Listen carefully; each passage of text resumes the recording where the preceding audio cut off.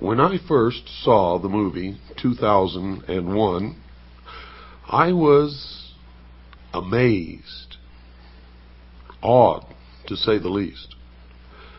The entire scope of the movie was overpowering, and for most of the people of the world was completely baffling.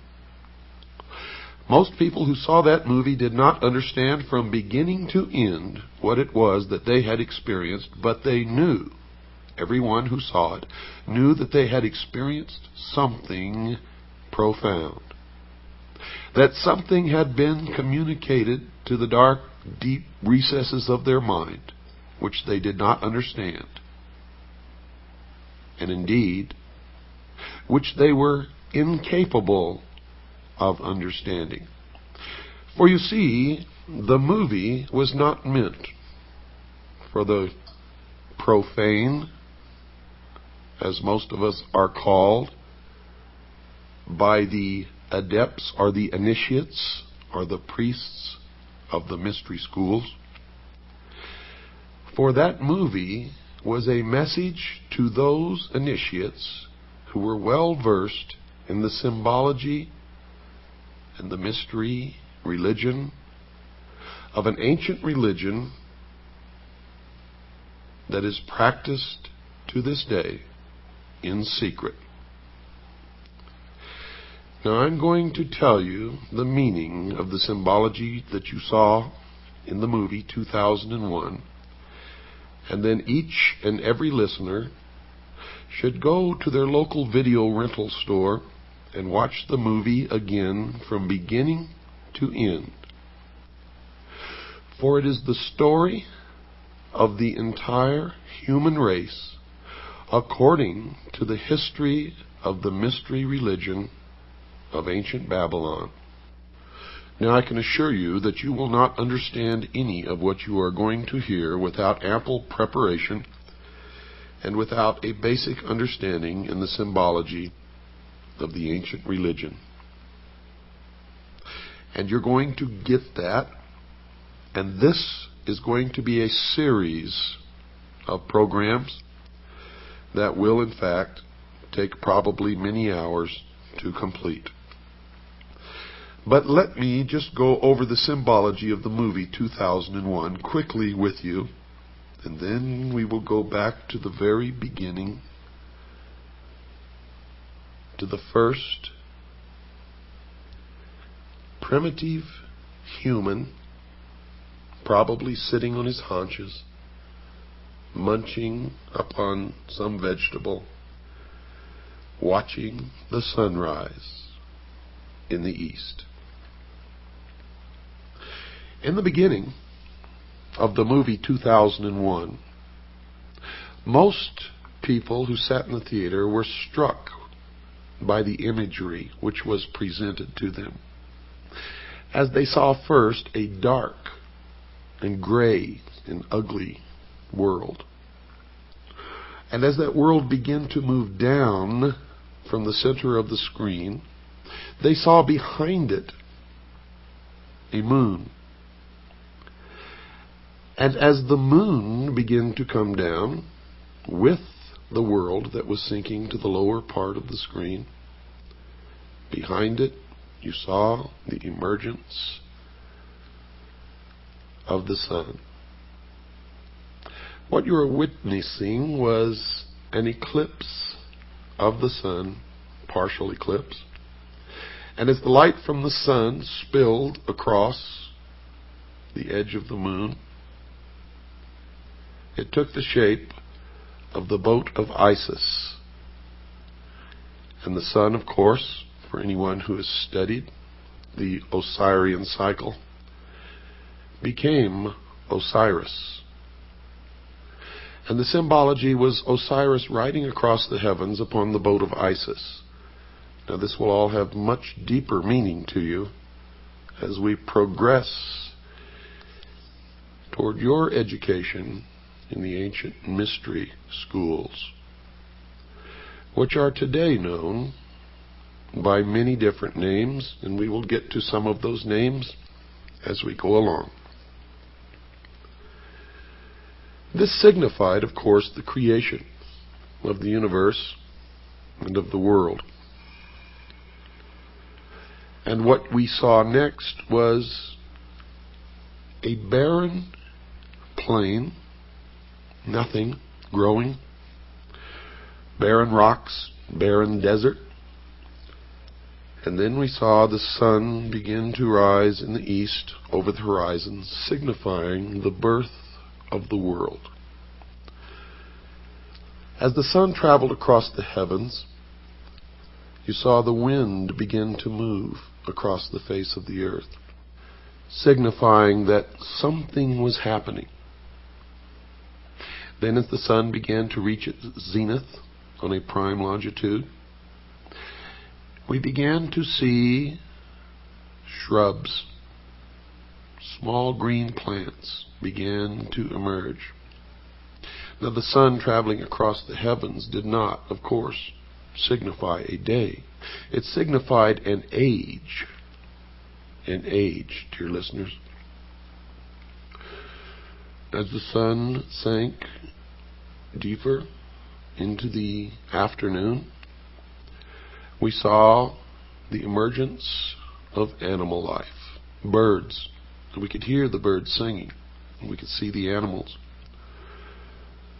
And then we could see primitive man in the form of an ape,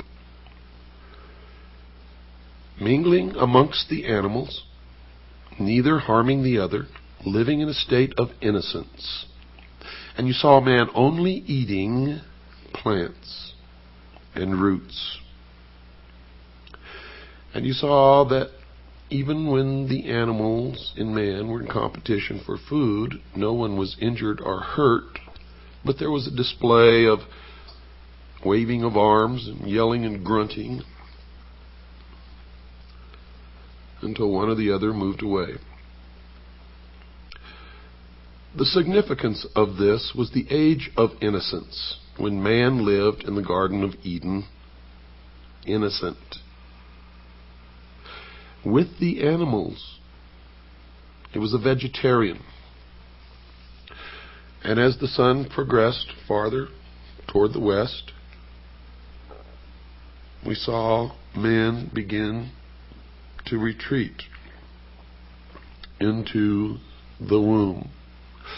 For you see, the passage of the sun across the sky, from the time that it rose in the east, signifying the birth of the world, we saw that as it reached its zenith, its most powerful aspect in the heavens, life began to emerge, first in the form of plants and then animal life. And that the animals and early man lived in harmony together in a state of innocence. This was the symbology of the movie. During this process, you saw a rock formation in the shape of the male organ, the penis. This was the symbol of the mystery schools of the generative force of creation. When you watch the movie again, pay attention to the symbology of the movie. Now, as the sun begins to sink even farther in the west, man and his little tribe goes to the water hole and confronts another group of primitive man, all in the form of the ape. And there's a confrontation. But you notice that no one was injured or killed. There was a lot of waving of arms, jumping up and down, grunting and screaming and screeching, until the group that was at the watering hole and had already quenched their thirst moved away. And then the new group moved in. And then they scurried into the womb, signified by the cave. And there was more symbology there, as they all sat in the darkness with their eyes open in fear. and one of the female apes held a child to her breast. And you were seeing man in the transformation from ape to human. Primitive man evolving to the point where he could think. And then what happened in the movie? Toward the dawn, you heard the humming of bees. Millions of bees. And the beehive and bees are a prominent symbol in the mystery schools. It signifies societal cohesion, industry. Now, not industry as you may know it in the manufacture of cars, but industry in working together in a societal form. In this case, the very basic rudiments of society. And as the sun again began to rise up in the east, signifying the dawn of the new man, the audience beheld an obelisk, a monolith. In front of the cave are the womb from which the apes emerged, and it appeared that the humming of the bees was emanating from this block of stone. Now notice I said three words: monolith, obelisk, and stone. All of these are significant symbols in the ancient mystery religions. And you saw that this was not God, because creation had already taken place. The world had been created. Plants and animals had been created, and primitive man existed on the earth before this monolith, this obelisk, this stone ever made its appearance. It is also known as the stone that you saw earlier, the generative force, or the penis. Now don't get all confused by this terminology. It will begin to make sense to you as we go along. It took me many years of study to understand what I am now imparting to you.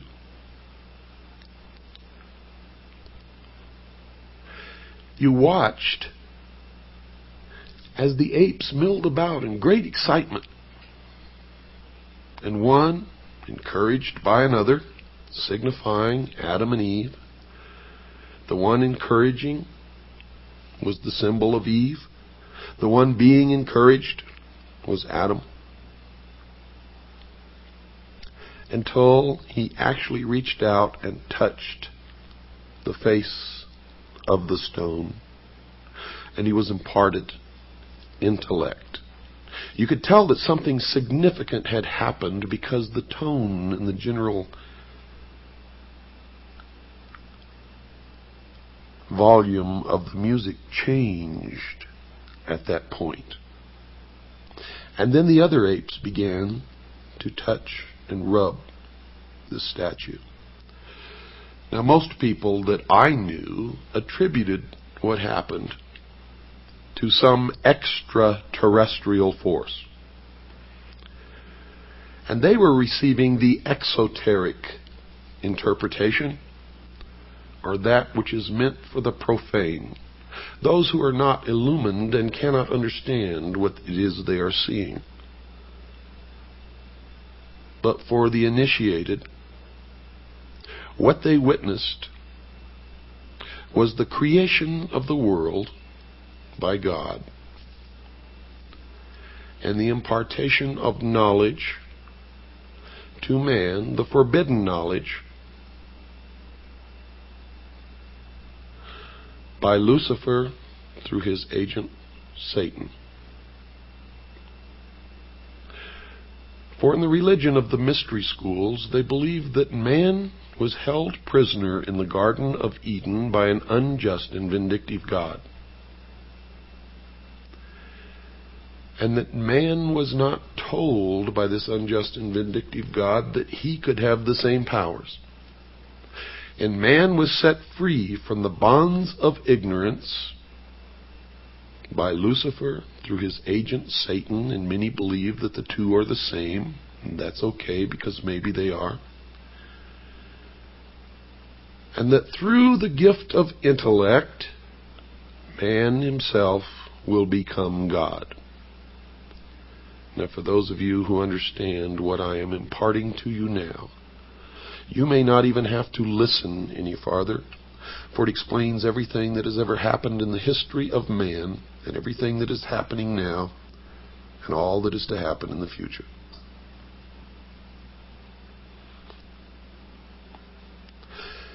As it progressed, you saw the first primitive man form the first original thought with the use of the gift of intellect when he squatted in the dust and picked up a bone and flopped the bone over and saw it hit a rib, and the rib flew up into the air, and he looked at it, and he flopped it over to the other side and hit another piece of rib bone, and it flew up into the air. And you could see the wheels turning in the mind of this primitive individual as he lifted the thigh bone and then struck down in front of him and watched bones fly. And then he struck again and again, and then he crushed the skull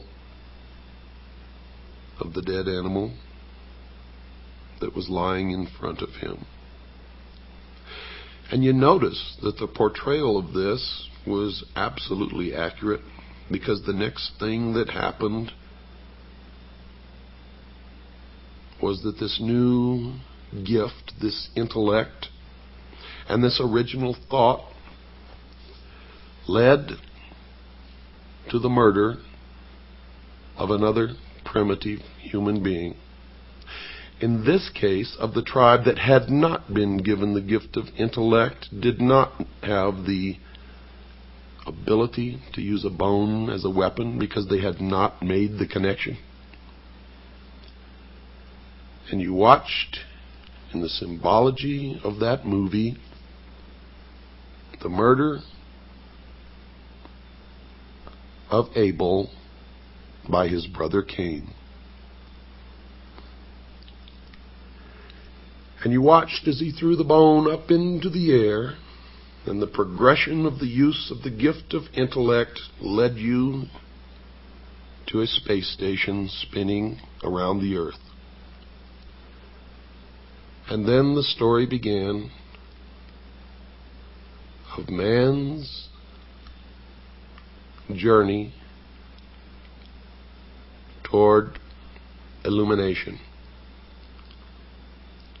And everything in that movie was a symbol for something else. Now, the audience sitting, who are what the adepts or the initiates call profane, did not understand what they saw. They thought that it was really about a journey into space by an astronaut or a group of astronauts, and the bad things that happened to some of them, and one survived. And none of them understood the significance of the obelisks, the monoliths, one on the moon, one in orbit around Jupiter, and the ultimate transformation of the astronaut into a giant fetus floating in space.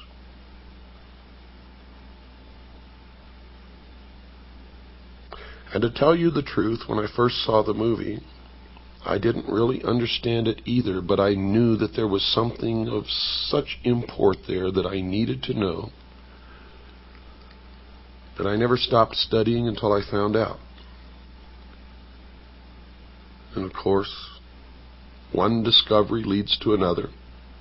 And every time I answered a question, 100 more popped up, until I reached a point, dear listeners, where I realized that if I studied for the entire rest of my life, there is not enough time in my life to learn what it is that I need to know.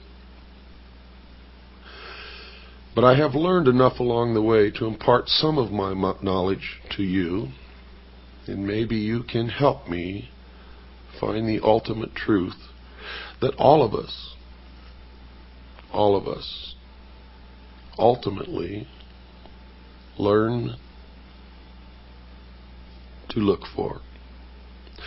Although not all of us ever realize that we are looking, and most of us never even understand what it is that we are looking for, but some of us do understand that we are looking. The adepts or the initiates, the priesthood of the mystery school, believe that they have found it and that they know all of these things. And I'm not really sure that they do.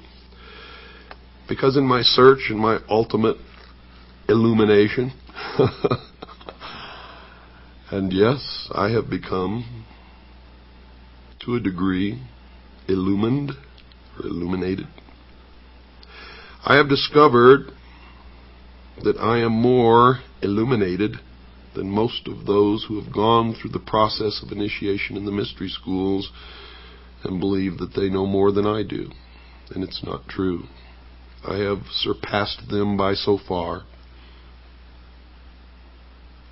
And they believe that they are so far ahead that it has become difficult for me to place myself in any kind of logical progression along a path that I am following, and I know not where it will ultimately lead. But I know that many have been misled along this path and are worshiping the fallen angel that we know as Lucifer. Many believe that Lucifer and Satan are the same. Many people believe that they are totally different entities and that Satan is evil and Lucifer is not. But Lucifer rebelled against God according to the Bible and was expelled from heaven and flung to the earth to be the master of the material world, the master of the earth. Now, if Lucifer is indeed Satan, how this transformation took place, I am not wise enough to know. If they are different, then I have not yet discovered where Satan came from, if Lucifer is not Satan. Now, there are people who have professed to know the answers to these questions and have sat down and we have talked for hours. And I still am not sure that they are right or that they are wrong. And I'm still looking for the answer to that question. But I do know this. Ancient man witnessed something that he described in his oral history and in his writings. And it could probably be called the first UFO sighting in the history of the world. How art thou fallen from heaven, O Lucifer, son of the morning star? Now notice, Lucifer was called the son of the morning star. He was also called the morning star.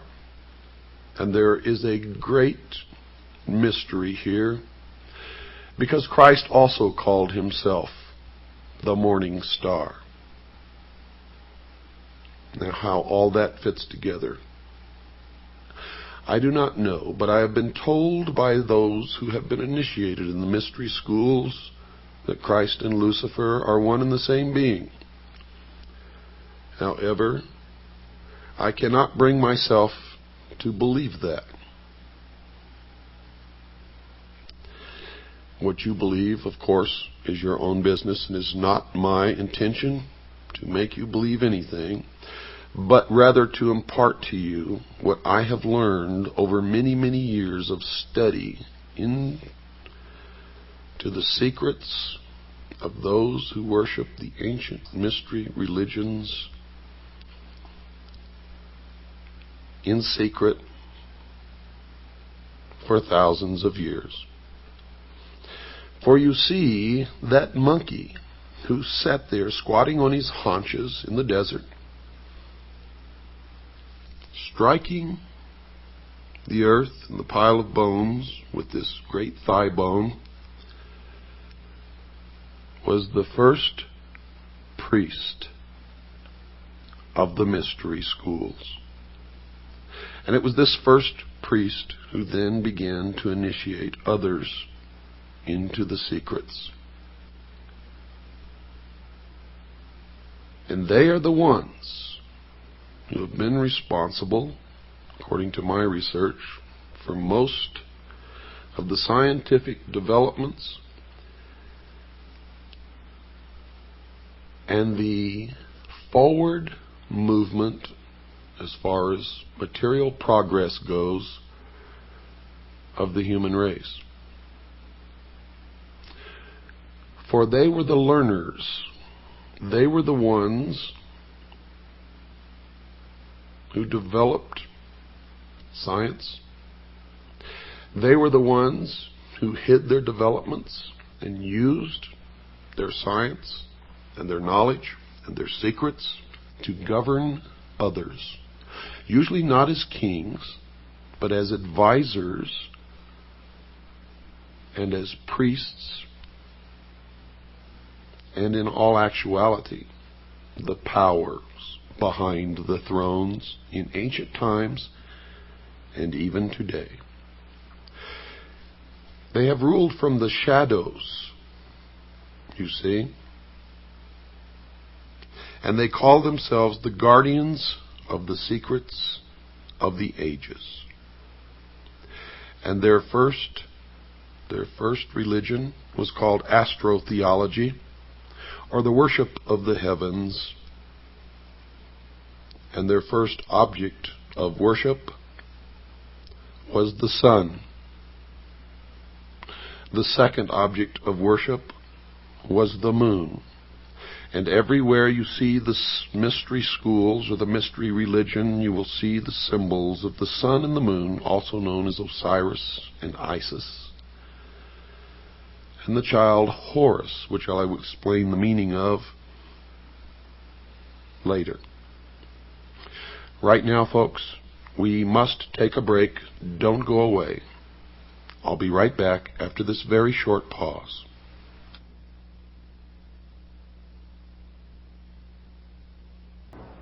Man's newfound intellect set him upon a quest that, according to those who say that they know, has never ended, even unto this day.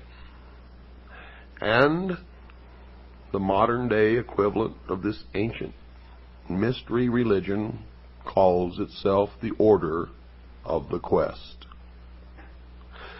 And you will see it reflected in many of their outward exoteric branches, where they disseminate information to the public, or manipulate the public, or deceive the public, as the profane to them are nothing more than cattle to be herded and occasionally to be led to the slaughter.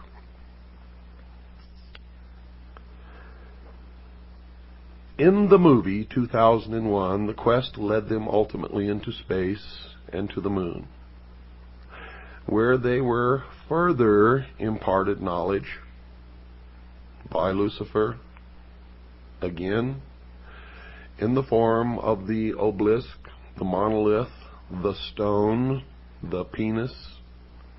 And you will understand what that means later when we get into the Osirian cycle, or the legend of Isis, Osiris, and the child Horus. When they were imparted knowledge again on the moon, it set them off on a further quest to the planet Jupiter, where they found a huge, tremendous, again, another obelisk, monolith, stone, the generative force, the penis, floating in space, orbiting the planet Jupiter. Now, the journey from the moon to Jupiter is significant. For the astronauts on board this spaceship represented the entirety of the human race. And it represented that some will evolve, and those who cannot will not be allowed into the future. You see, this was a message from those who rule to all of the initiates of the world. It was a message that the new age is now dawning. And you see that at one point during this journey from the moon to Jupiter, man, represented on a microcosm by the astronauts making this voyage, came in conflict with their own technology. The technology of the human race was represented by the computer called HAL. And for those who were intelligent enough to experiment with the name HAL and progressed the letters one forward in the alphabet from what they were in the movie, H became I, A became B, and L became M, and they were able to see that the symbol was of the largest at that time when the movie was made, and the corporation that was on the cutting edge of computer technology, IBM. It was significant that man had built this technology, this computer, which had an artificial intelligence and was capable of communicating with the astronauts. And yet they had forgotten to put a switch in the machine which could be turned off at will. Now, you have to understand that this is all symbology. Hal represented many things. He represented the atomic bomb, the hydrogen bomb, chemical warfare, bacteriological warfare, represented the state-of-the-art of technology where it became so complicated that no one man could be an expert in it, and thus might unknowingly participate in the building of a technology which could destroy him, yet he only worked on a part or a portion of it,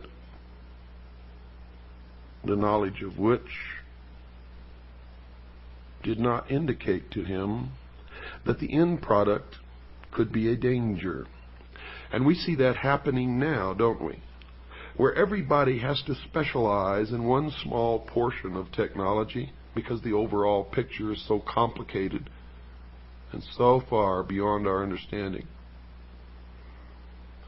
that we see the prediction made in the movie 2001 actually becoming true before our very eyes. Just in my lifetime, I've seen automobiles that I could take apart and put together blindfolded myself as a teenager,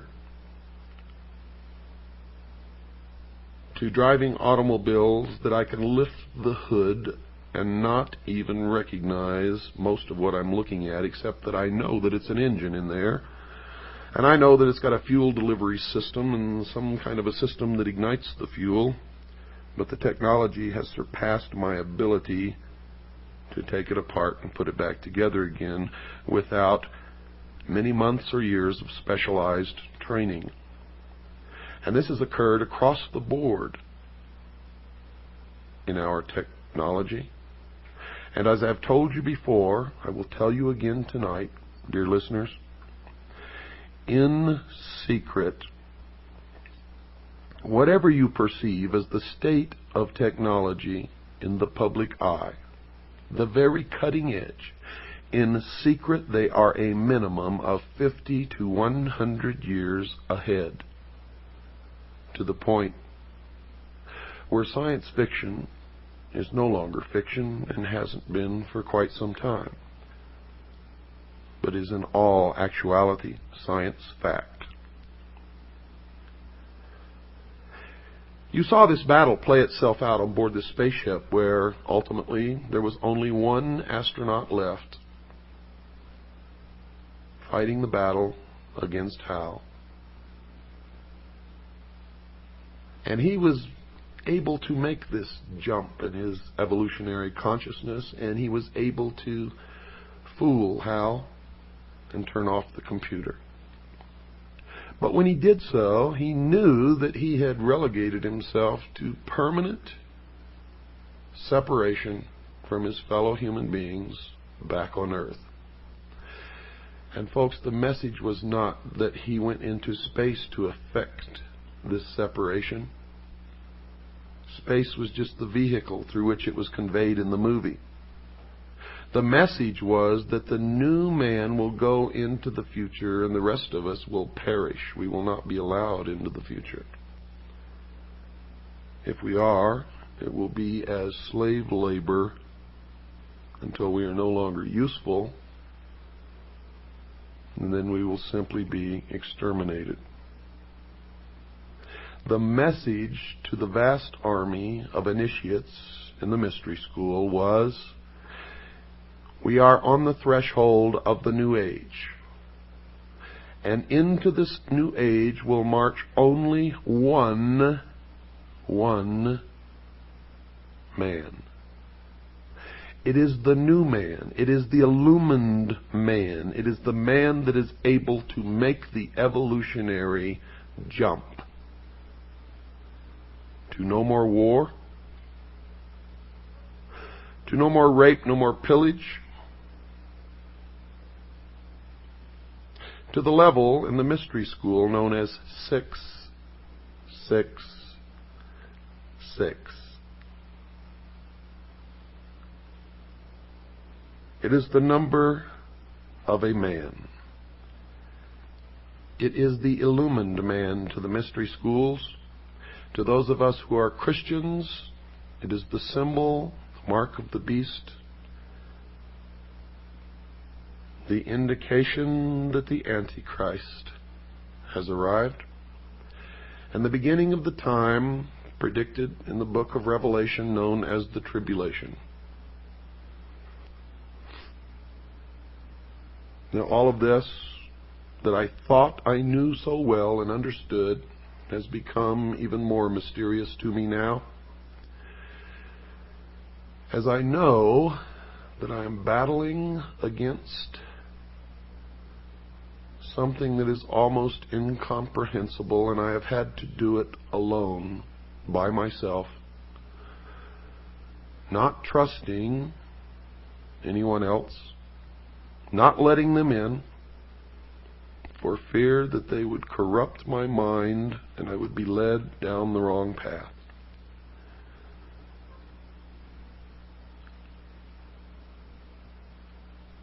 And I still do not know the answers, but I have an awful lot of clues and a lot of facts, and I've learned an awful lot.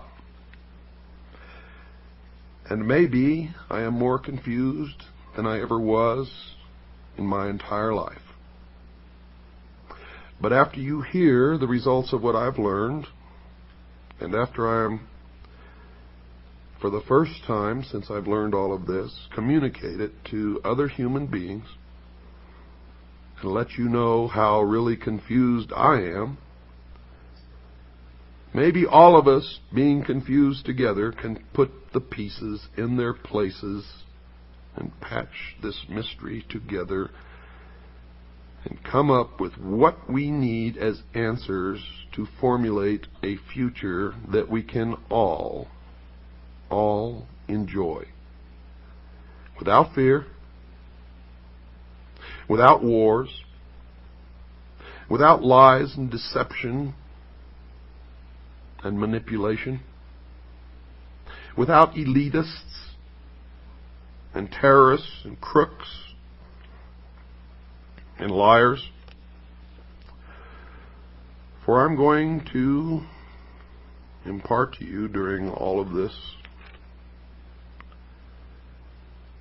that the priests of the ancient mystery religion are the ones who have caused most of the misery in the history of man. And if they had not learned this knowledge, the secrets of the ages that they keep from the rest of us and use to manipulate us, maybe we would have reached peace in this world hundreds of years ago. I don't really know the answer to that. But I don't think much of what has happened in the history of the world that was miserable, terrible, would have happened without these people.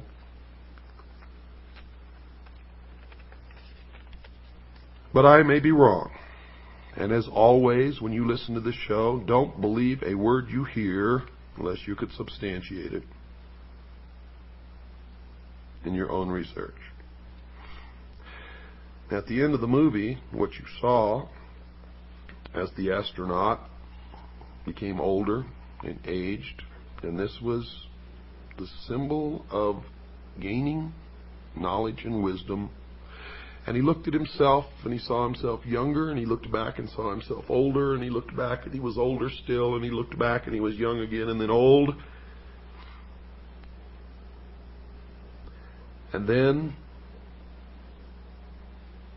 you saw this unbelievably overpowering, stunning vision of a fetus, a human fetus, floating in the great vastness of the universe, signifying the birth of the new age and the new man that will go into the future.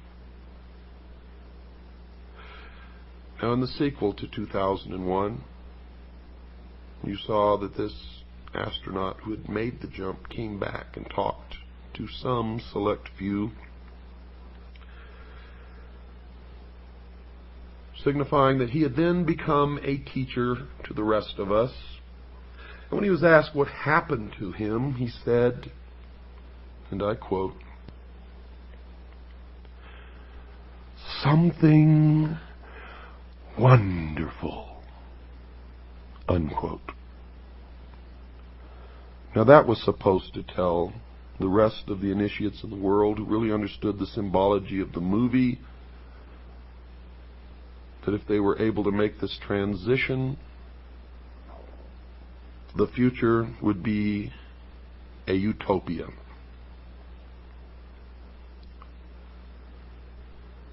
Now, I don't know whether it will be or not, but I can tell you this. The priests of the ancient mystery religions are in charge right now, and we had better damn well find out, and we had better do it very quickly. For the new age is the age of Aquarius, and the exact date of the dawning of the age of Aquarius can be determined astrologically. And I'm not going to tell you what that date is, although I have it right here on a piece of paper in front of me. I want you all to help in this search. God knows I need help. I can't save us all alone. And there's always the possibility,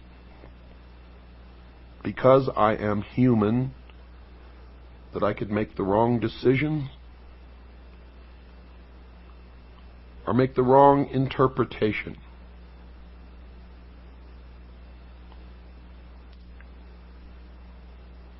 And that's why I formed CAGI, because many of us working together and digging and searching for information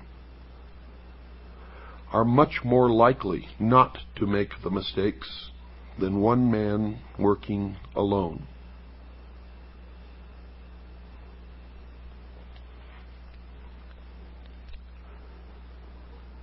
Let's go back now to the beginning, when man was in his infancy on the evolutionary scale of development.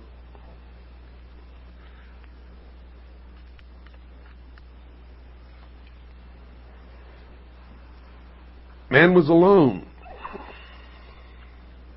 Alone in the sense that he did not have all of the help and the knowledge that we have today that enables us to survive.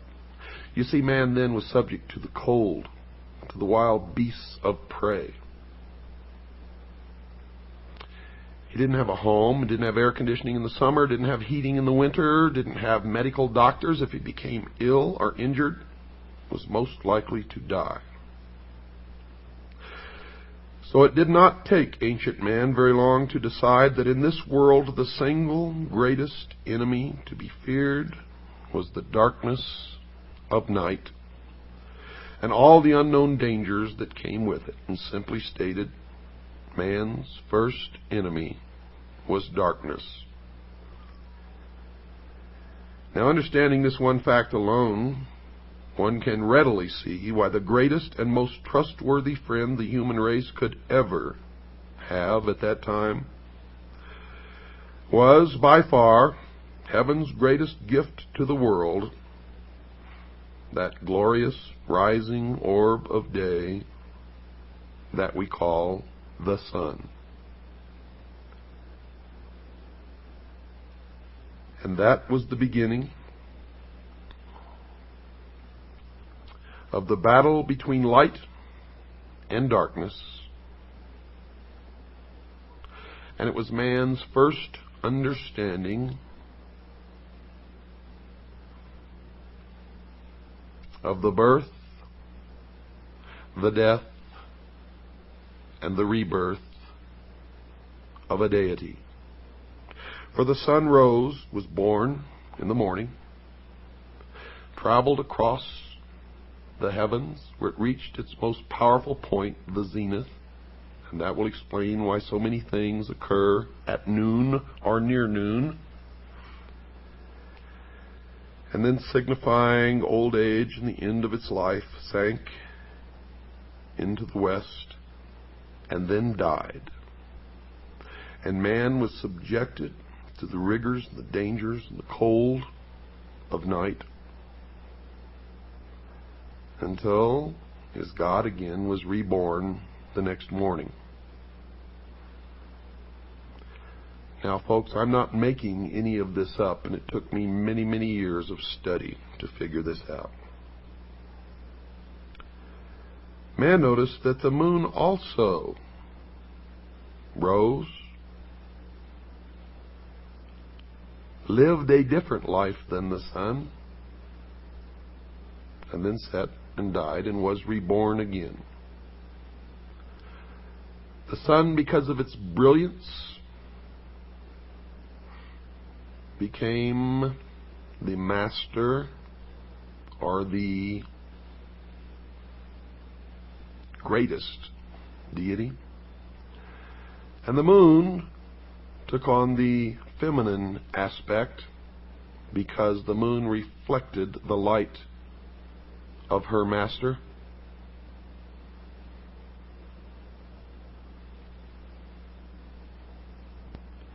And all of this will begin to make sense to you eventually as we go through this, because from now on, every program that I do is going to be devoted to this, to the explanation of the esoteric religion, the ancient mystery religion.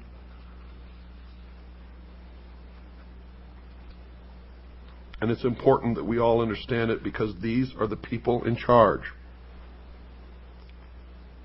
And don't ask me to tell you the truth of religion, for I really believe in the Constitution and that we all have a right to worship our own God in our own way. And no one has the right to tell anyone, unless asked, what they should believe. You all know by now that I am a Christian. But I'm not a Christian in the sense that I follow the dogma of any church or the preachings of any preacher or necessarily word for word the Bible. I stick strictly and only to those words that are directly attributed to Jesus Christ, and I attempt to follow those words in my daily life. And it doesn't matter to me whether anyone proves that he never lived or that he lived or not. I have found that those are the most profound teachings amongst all of the books and teachings that I have ever heard or read in my entire life. And until someone can prove to me that there is something better, that is what I will always adhere to. I do not advise you what you should believe or not believe. But I do advise you that we all need to learn as much as we can about everything that we can, because one thing I have learned in my life is that most of what we have ever been taught has been a lie. And that whoever these people are, and I know who they are, I will impart that knowledge to you, who are the priests, the adepts, and the initiates in the mystery schools,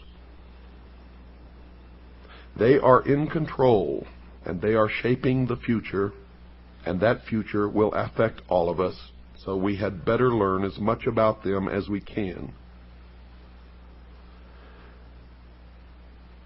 You cannot identify an enemy unless you know the enemy, and you cannot fight a battle if you know nothing about the battle tactics of your opponent. And when you understand that Lucifer is the son of the morning star, or the morning star itself, then the creations of the members of the mystery school begin to make much more sense. Good night, and God bless you all.